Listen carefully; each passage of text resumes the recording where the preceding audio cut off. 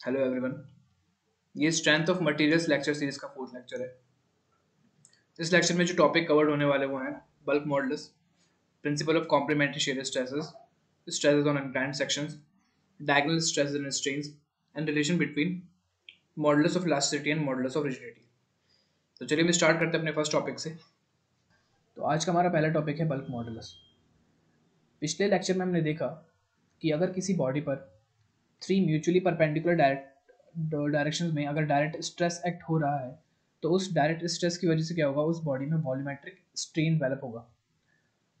तो इसी direct stress और वॉल्यूमेट्रिक स्ट्रेन का जो रेशियो होता है उसे हम कहते हैं bulk modulus. So K will be equal to direct stress divided by volumetric strain. So K will be equal to sigma upon dv upon v। Since dv upon v क्या होता है, 1 upon e into sigma 1 plus sigma 2 plus sigma 3 into 1 minus 2 mu. तो since यहाँ पर तीनों direct stresses की value equal है जो कि है सिग्मा की, तो सिग्मा इन तीनों वैल्यूज को हम सिग्मा की इक्वल पुट करने पर जो इक्वेशन गेट करेंगे वो होगी dv upon v is equal to 3 sigma upon e into 1 minus 2 mu. तो k will be equal to sigma upon 3 sigma upon e into 1 minus 2 mu. यहाँ पर सिग्मा से सिग्मा कैंसिल आउट हो जाएगा और जो बल्क मॉडुलस की equation हम गेट करेंगे ई और म्यू के टर्म्स में वो होगी k is equal to E upon 3 into 1 minus 2 mu. So E will be equal to 3k into 1 minus 2 mu. और ये जो इक्वेशन है वो बता रही है bulk modulus, modulus of elasticity और पॉइसन रेशियो में रिलेशन। यहाँ पर ई है modulus of elasticity and K is bulk modulus और ये जो म्यू है वो है पॉइसन रेशियो। अब हम बात करने जा रहे हैं principle of complementary shear stress के बारे में। इसके लिए हम एक ब्लॉक कंसिडर करते हैं ABCD। इस बॉडी के दो अपोजिट सर्फेसिस पे टाउ मैग्नीट्यूड का एक shear स्ट्रेस इंड्यूस हो रहा है।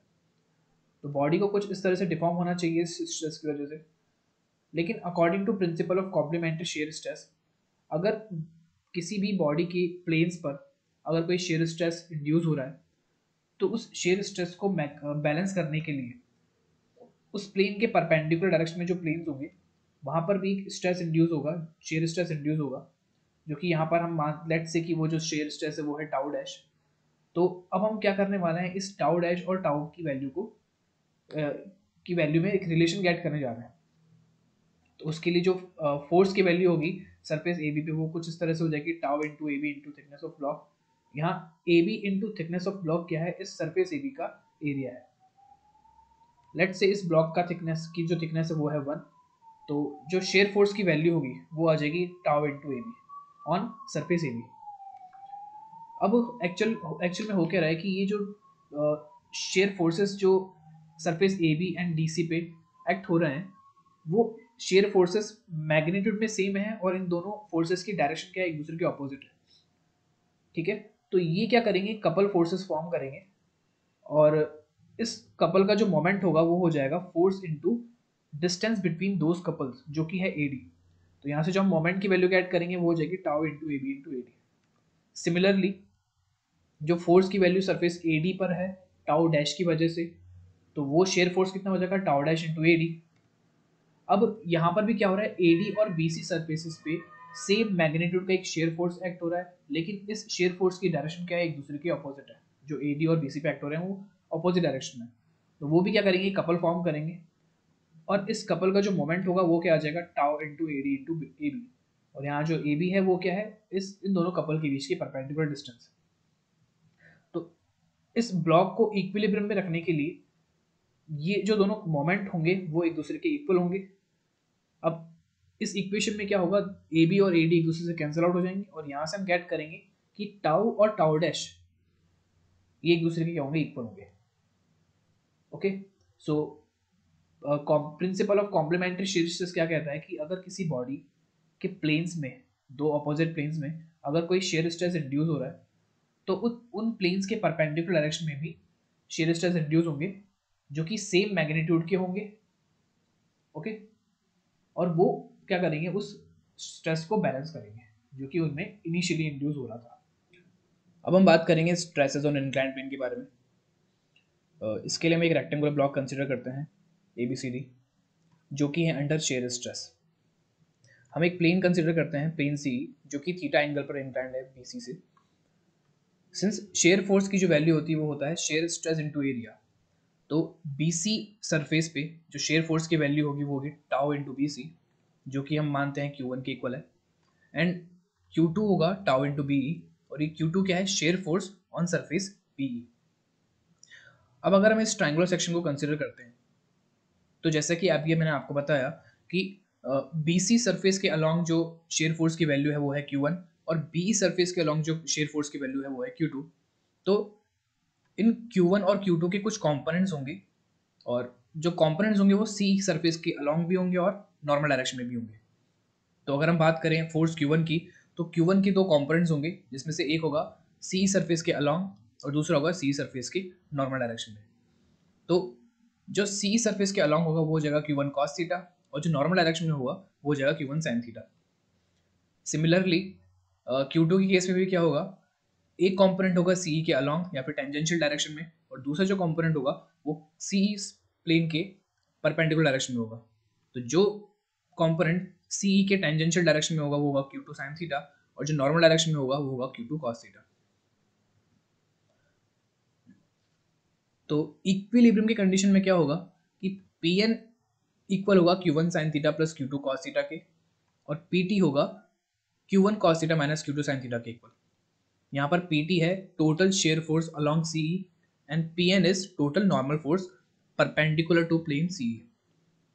अब इन दोनों फोर्सेस की वजह से क्या होगा, इस प्लेन CE में या फिर इस सरफेस CE में स्ट्रेसेस इंड्यूस होंगे।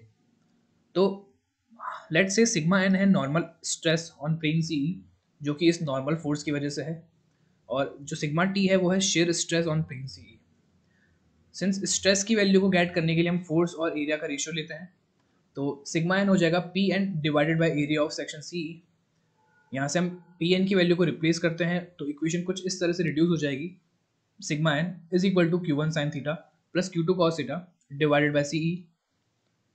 Since Q1 is equal to tau into B C है और Q2 है टाउ इंटू बी ई, और इन दोनों वैल्यूज को रिप्लेस करेंगे, तो इक्वेशन हो जाएगी sigma N is equal to tau into B C into sine theta plus tau into B E into cos theta divided by CE। Okay, further इसको further equation को अगर हम सॉल्व करेंगे, तो सिग्मा एन हो जाएगा tau into B C upon CE into sine theta plus tau into B E upon CE into cos theta. यहाँ पर बी सी अपॉन सी है कॉस थीटा के इक्वल, जैसा कि आप इस ट्राइंगल में देख सकते हैं। ये जो ट्राइंगल है इसमें बी सी और सी का जो रेशियो है वो कॉस थीटा हो जाएगा, और बी ई एंड सी का जो रेशियो होगा वो साइन थीटा हो जाएगा। तो इन दोनों को हम रिप्लेस करेंगे, और जो इक्वेशन हम गेट करेंगे वो होगी sigma N is equal to 2 times tau cos theta into sine theta. अब इस इक्वेशन को अरेंज करने पर जो ये ब्रैकेट में जो वैल्यू है वो इक्वल होती है साइन 2 थीटा के, सिंस ये जो है 2 साइन थीटा कॉस थीटा है, और 2 sine theta cos theta equal होता है साइन 2 थीटा के, तो सिग्मा एन जो होगा वो हो जाएगा टाउ इंटू साइन 2 थीटा। तो ये जो सिग्मा एन है वो है normal stress on plane CE, okay, जो कि है equal tau into sine 2 theta के। इसी तरह से हम सिग्मा टी की वैल्यू गेट करेंगे, जो कि सिग्मा टी होता है ratio of shear force divided by area of plane, जिस प्लेन पर वो शेयर फोर्स एक्ट हो रहा है, और यहाँ पर वो प्लेन है प्लेन CE। तो sigma T is equal to will be equal to Q1 cos theta minus Q2 sin theta divided by area of plane CE। यहाँ से हम वापस Q1 और Q2 की वैल्यू को रिप्लेस करेंगे, तो जो सिग्मा टी की वैल्यू होगी वो जाएगी tau into B C into cos theta minus tau into B E into sine theta divided by CE। Further इसको और सॉल्व करने पर जो इक्वेशन हम गेट करेंगे वो होगी sigma T is equal to tau into B C divide by CE into cos theta minus tau into B E divided by CE into sine theta. Since B C upon C, जैसे मैंने पहले आपको बताया कि B C upon सी हो जाएगा cos theta के equal, और बी ई अपॉन सी हो जाएगा साइन थीटा के इक्वल, इनको रिप्लेस करने से जो हम इक्वेशन गेट करेंगे वो हो जाएगा sigma T is equal to tau into cos square theta minus sine square theta, and since cos square theta minus sine square theta होता है कॉस टू थीटा, तो जो सिग्मा टी होगा जो कि है shear stress on plane CE वो हो जाएगा tau into cos two theta. अब जो हमारा नेक्स्ट टॉपिक है वो है stresses on inclined sections and diagonal stresses. इसके लिए हम एक स्क्वायर शेप की बॉडी कंसिडर करते हैं ABCD which is under shear stress. हम बात कर रहे हैं डायगोनल AC की, कि डायगोनल AC में जो स्ट्रेसेस की वैल्यू होगी इस शेयर स्ट्रेस की वजह से वो क्या होगी। Okay, since sigma N is equal to tau into sine two theta, जो हमने अभी डिराइव करा था ये एक्सप्रेशन, यहाँ पर हम जो थीटा की वैल्यू लिखेंगे, थीटा की वैल्यू को हम रिप्लेस कर देंगे 45 डिग्री से। तो थीटा की वैल्यू को रिप्लेस करने के बाद जो हम सिग्मा एन की वैल्यू गेट करेंगे वो हो जाएगी tau into sine 2 into 45 degree, which is tau into sine 90, and since we know that sine 90 is equal to 1, so जो सिग्मा एन की वैल्यू होगी वो हो जाएगी टाउ के equal. And for sigma T, since sigma T is equal to tau into cos two theta, यहाँ पर हम थीटा की वैल्यू को पुट करेंगे 45 के इक्वल, तो जो सिग्मा टी की वैल्यू होगी वो आ जाएगी 0, क्योंकि कॉस 90 की वैल्यू होती है 0, तो यहाँ पर 0 अगर पुट करेंगे तो हम सिग्मा टी ऐड करेंगे 0 के इक्वल। ओके, सो इससे हम ये देख सकते हैं कि इस डायगोनल में, इस डायगोनल एसी में जो जो नॉर्मल स्ट्रेस होगा वो होगा टाउ के इक्वल, और जो शेयर स्ट्रेस होगा वो होगा 0। ओके, तो जो नॉर्मल स्ट्रेस है वो है टाउ के इक्वल, तो नॉर्मल स्ट्रेस क्या होगा, ये normal stress along the diagonal BD होगा। ओके, तो जो बीडी होगा वो एक टेंसाइल स्ट्रेस, उसमें टेंसाइल स्ट्रेस इंड्यूस होगा बीडी डायरेक्शन के अलोंग। ओके, क्योंकि नॉर्मल स्ट्रेस है तो वो नॉर्मल स्ट्रेस एसी के तो नॉर्मल डायरेक्शन में होगा और अलोंग डायगोनल बीडी होगा। सिमिलरली अगर मैं बात करूँ डायगोनल बीडी की, तो डायगोनल बीडी -45 डिग्री से इंक्लाइंड है बीसी सरफेस से। तो हम अगर बात करें नॉर्मल स्ट्रेस की इस डायगोनल बीडी में, तो वो हो जाएगा tau into sine 2 into -45 degree, and इससे हम गेट करेंगे वैल्यू, जो नॉर्मल स्ट्रेस की जो वैल्यू हम जो गेट करेंगे वो हो जाएगा minus tau. So sigma N in diagonal BD is minus tau. अब माइनस टाउ का मतलब ये हुआ कि ये नॉर्मल डायरेक्शन में तो है, बट ये अलॉन्ग एसी भी होगा, नॉर्मल डायरेक्शन में होगा, इसका मतलब ये अलॉन्ग एसी होगा, लेकिन ये एसी को कंप्रेस करेगा ये फोर्स। ओके, सो ये कंप्रेसिव नेचर का होगा अलॉन्ग द डायगोनल एसी। सो अभी हमने देखा कि जो डायगोनल बीडी में टेंसाइल स्ट्रेस इंड्यूस हो रहा है जो कि टाउ मैग्नीट्यूड का है, और डायगोनल एसी में भी क्या होगा, डायगोनल एसी में भी एक स्ट्रेस इंड्यूस होगा जो कि कंप्रेसिव नेचर का होगा, जिसका मैग्नीट्यूड भी क्या होगा, टाउ के इक्वल होगा। तो इन दोनों स्ट्रेसेस की वजह से क्या होगा कि जो डायगोनल बीडी होगी उस डायगोनल बीडी की लेंथ में कुछ चेंजेस आएंगे, और सिंस अगर डायगोनल बीडी की लेंथ में चेंजेस आ रहे हैं तो डायगोनल बीडी में स्ट्रेन डेवलप होगा। तो अब हम इस स्ट्रेन के बारे में बात करेंगे कि जो स्ट्रेन जो डेवलप होगा डायगोनल बीडी में इन दोनों स्ट्रेसेस की वजह से वो कितना होगा। तो tensile strain in diagonal BD due to tau is equal to stress divided by modulus of elasticity, and tensile strain in diagonal BD due to tau, which is in red color, which is of compressive nature, is equal to mu into tau divided by E. Okay, तो जो total strain होगा along diagonal BD वो इन दोनों का addition होगा, क्योंकि ये दोनों टेंसाइल नेचर के हैं, तो जो टोटल टेंसाइल स्ट्रेन होगा वो हो जाएगा tau upon E plus mu into tau upon E. इन दोनों में से, दोनों टर्म्स में से टाउ अपॉन ई कॉमन आ जाएगा, तो जो टोटल टेंसाइल स्ट्रेन होगा वो हो जाएगा tau upon E into 1 plus mu. यहाँ पर ये जो म्यू है वो है पॉइजन्स रेशियो, जिसके बारे में हम ऑलरेडी डिस्कस कर चुके हैं। तो ये जो स्ट्रेन आया, इस स्ट्रेन को हम किसी और मेथड से भी गेट कर सकते हैं। ओके, तो इसके लिए मैंने क्या करा, हमने क्या करा कि इस बॉडी को कंसिडर करा। अब अगर ये बॉडी अंडर शेयर स्ट्रेस है, तो शेयर स्ट्रेस में होने की वजह से क्या होगा, ये बॉडी कुछ इस तरह से डिफॉर्म हो जाएगी, और बीडी जो बीडी डायगोनल है उस बीडी डायगोनल की लेंथ में इंक्रीमेंट आएगा। ओके, तो जो इंक्रीमेंट आया डायगोनल बीडी की लेंथ में वो हो जाएगा BD1 माइनस BD। जैसा कि आप इस फिगर में देख सकते हैं, BD1 क्या है, डिफॉर्म्ड डायगोनल है, और BD क्या है, ओरिजिनल डायगोनल है। तो इंक्रीज इन लेंथ हम गेट करेंगे कैसे, BD1 माइनस BD से। अब जो BD1 है वो होगा BE प्लस D1E, जैसा कि आप इस फिगर में देख सकते हैं, BD1 is equal to BE plus D1E। सिंस जो BE है और BD है वो अप्रोक्सीमेटली इक्वल है एक दूसरे के, जैसा कि आप इस फिगर में ग्रीन कलर की लाइन से देख सकते हैं कि जो BD और BE की जो लेंथ है वो अप्रोक्सीमेटली एक दूसरे के इक्वल है। तो मैं BE को रिप्लेस कर दूंगा BD से, और सिंस यहाँ पर दो टर्म्स आ रही हैं जो कि साइन में एक दूसरे के ऑपोजिट है पर एक दूसरे के इक्वल है, जो कि है BD, तो यहाँ पर BD से BD कैंसिल आउट हो जाएगा, और जो हम गेट करेंगे वो होगा increase in length of diagonal BD DL, जो कि है DL, और वो इक्वल है किसके, D1E के।